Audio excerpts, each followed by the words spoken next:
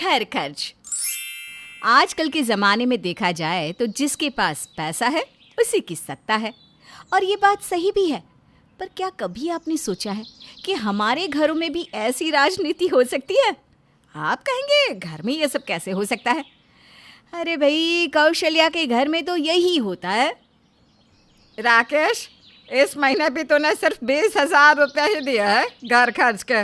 रवि को देख, छोटा बेटा है इस घर का, फिर भी हर महीने 50,000 रुपये देता है।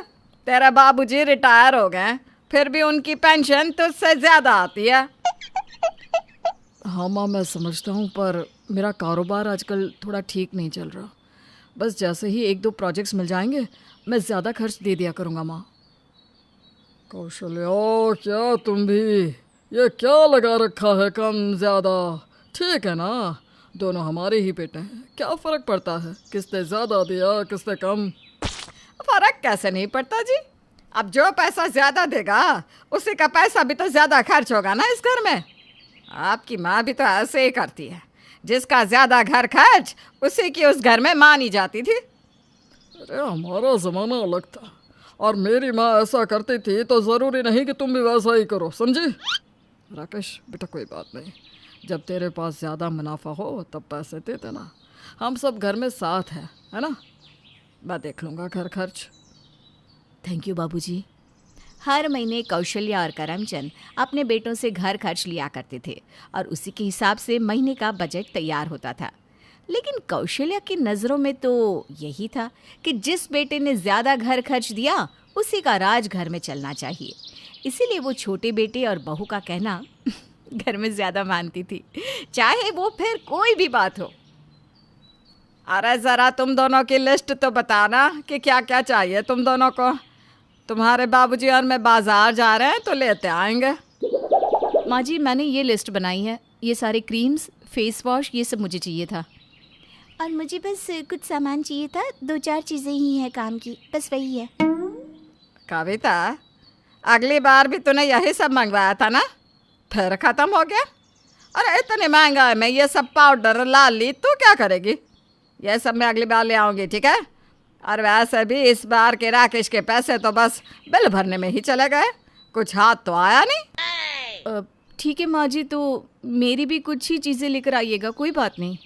अरे नहीं, ले आऊँगी ना तेरी सारी चीज़ें। अरे सब लेकर आऊँगी। रवि इतने पैसे देता है घर में, उसकी बीवी की 1-2 चीज़ भी नहीं ला सकती क्या मैं? क्या सोचेगा वो? अरे मैं लेकर आऊँगी सारी चीज़ें। कविता बहू, यहाँ ला, मैं लेकर आता हूँ तेरी सारी चीज़ें। नहीं बाबूजी, कोई बात नहीं, वैसे भी ये इतनी ज़रूरी नहीं है। ये कोई पहली बार नहीं था कि कौशल्या ने कविता के साथ ऐसा किया हो। इस घर में राकेश और कविता के साथ अक्सर ऐसा होता आता था। माँ, मैं और रिया सोच रहे थे कि हम इस बार गर्मियों की छुट्टियाँ मनाली होकर आएँ। बहुत वक्त हो गया है, हम कहीं गए नहीं। अरे हाँ, जाओ घूम कर आओ, तुम दोनों को भी अच्छा लगेगा। कविता बहू, तुम दोनों भी कहीं आसपास घूम कर आओ। तुम दोनों कहीं नहीं गए इतने दिनों से। रिया और रवि तो फिर भी कई बार जाते रहते हैं। जाओ, तुम दोनों भी कहीं घूम कर आओ। अरे आप देख रहे हैं, पहले ही राकेश घर में 20,000 देता है, अगर घूमने चले गए दोनों तो अगले महीने ये भी नहीं देगा। नहीं, कहीं जाने की ज़रूरत नहीं है, रिया और रवि को जाने दो। हाँ बाबूजी, माँ सही तो कह रही हैं। अभी मुझे अपने व्यापार पे ध्यान देना है। एक बार ये प्रोजेक्ट्स पास हो जाए उसके बाद मैं आप दोनों को भी तीरथ पर भेजूंगा। अरे वो तो बात की बात है राकेश, पहले तो घर खर्च का तो बंदोबस्त कर ले। देख रवि को तुझसे छोटा है, फिर भी कितना अच्छा कमा रहा है। अरे तू भी ये व्यापार छोड़ और कोई नौकरी कर ले। कौशल्या, नौकरी में तो हम दूसरों के लिए काम करते हैं। व्यापार में आज मुनाफा नहीं, पर एक दिन देखना राकेश ज़रूर सफल होगा। हाँ, तब तक पता नहीं मैं जिंदा रहूँगी भी या नहीं। तुम्हारा कुछ नहीं हो सकता, सच में। तुम्हें पैसों के आगे कुछ नहीं दिखता। राकेश को भी ये अफसोस था कि वो घर का बड़ा बेटा होकर इतना कम घर खर्च दे रहा था, जबकि घर का काफ़ी सारा खर्च रवि के पैसों से ही चलता था। माँ जी तो हर बात में रिया की तरफदारी ही करती हैं। मैं अगर कुछ सही भी कह दूँ उसे नज़रअंदाज किया जाता है। ये सब मेरी वजह से हो रहा है। रवि हमेशा से मुझसे आगे रहा है। अगर आज देखा जाए तो घर का ज़्यादा से ज़्यादा खर्चा रवि के पैसों से ही चल रहा है। ऐसा इसलिए क्योंकि जब रवि पढ़ रहा था तब आपने अपनी सारी कमाई रवि की पढ़ाई में लगा दी थी, अपने लिए कुछ नहीं रखा। आपका वो त्याग किसी को नहीं दिख रहा। अगर उस वक्त आपने अपने लिए बचा के रखा होता तो आपका व्यापार बहुत आगे होता। कविता, रवि मेरा छोटा भाई है। मैंने जो कुछ भी किया मैंने कभी उसका हिसाब नहीं रखा। पर माँ जी तो रख रही है ना, क्योंकि हम घर खर्च ज़्यादा नहीं देते इसलिए हमारे इस घर में कोई इज्जत नहीं करता। पर आपने इस घर के लिए क्या क्या किया है ये कोई याद नहीं रखता। जब बाबूजी बीमार थे तब आपने अपनी सारी सेविंग्स निकाल दी थी, वो किसी को याद नहीं। अरे छोड़ो ना ये सब पुरानी बातें, क्यों लेकर बैठी हो आप? क्योंकि सबको जानना ज़रूरी है कि आपने अपने बारे में ना सोचकर सबके बारे में सोचा है। फिर भी आज हमारी कोई इज्जत नहीं इस घर में। तुम चिंता मत करो, बस कुछ वक्त की बात है, उसके बाद सब ठीक हो जाएगा। कविता को पता था कि उसके पति ने इस घर के लिए क्या क्या त्याग किए हैं, पर आज वो किसी को याद नहीं क्योंकि वो कम कमा रहा था। पर एक पत्नी के लिए बार बार पति का अपमान सहना मुश्किल होता है और कविता के साथ भी आज यही हुआ। अरे कविता बहू कहाँ जा रही है?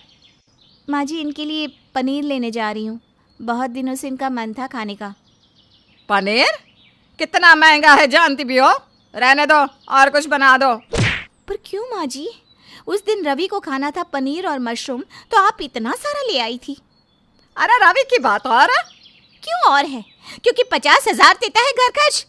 कविता, ज्यादा जबान लड़ाने की जरूरत नहीं है। नहीं, आज मैं ज़रूर बोलूँगी। कितने वक्त से देख रही हूँ घर खर्च लगा रखा है। अगर मेरे पति रवि की पढ़ाई के लिए पैसे नहीं देते तो आज आपका ये बेटा कुछ नहीं होता। बाबूजी के इलाज में इन्होंने अपने व्यापार के पैसे डाल दिए, फिर भी आज हम दोनों को घर खर्च के लिए सुनाया जाता है। सुना था जिसके पास पैसे होते हैं उसी की सत्ता होती है। आपने तो अपने घर में ही राजनीति शुरू कर दी माँ जी। कविता बस करो। नहीं राकेश, कविता बहू बिल्कुल ठीक कह रही है। कौशल्या की आंखों पे जो घर खर्च का मोह लगा है वो उतरना जरूरी है। राकेश ने इस घर के लिए बहुत कुछ किया है, पर तूने कभी उसे वो इज्जत नहीं दी। कविता भाभी सही कह रही हैं। आज मैं जो भी हूँ भैया के सपोर्ट की वजह से हूँ। अरे ऐसा कुछ भी नहीं है, ये सब तो मेरा फर्ज था और तेरे उस फर्ज को मैंने कभी नहीं सराहा। मुझे माफ कर दे बेटा, मैं अपनी सास की तरह बन गई थी। मुझे और तेरे बाबूजी को भी कभी वो इज्जत नहीं मिली जो मेरे देवर देवरानी को मिलती थी, और मैंने भी यही तुम्हारे साथ कर दिया, जबकि मुझे उस सब से सबक लेना चाहिए था। आप माफ़ी मत मांगिए माँ, और आपके लिए एक तोहफा है, अपना हाथ आगे कीजिए। ये लीजिए 1 लाख।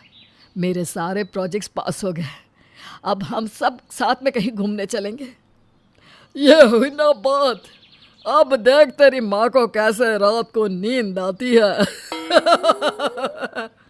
क्या आप भी चुप रही है।